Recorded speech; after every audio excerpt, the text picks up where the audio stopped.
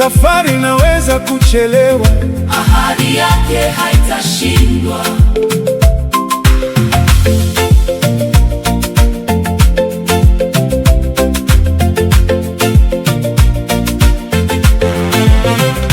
Musa akawatuma watu 12 kuipeleleza nchi ya ahadi.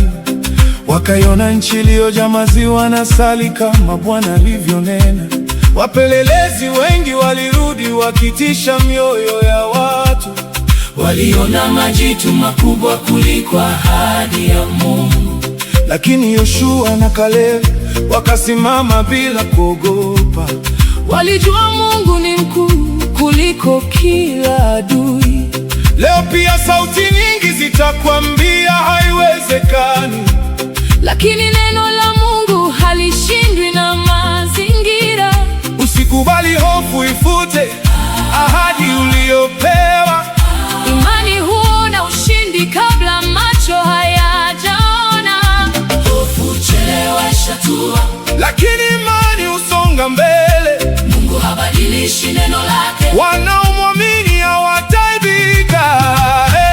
Nitafika tu, maana Mungu ameniahidi. Nitafika tu, hakuna kitakachonizuia. ahadi zake hazibadiliki. I swear, love is a beautiful thing. It's like a warm hug on a cold night. It makes you feel safe and secure, like everything will be alright. I'm falling for you deeper every day. Can't you see it too?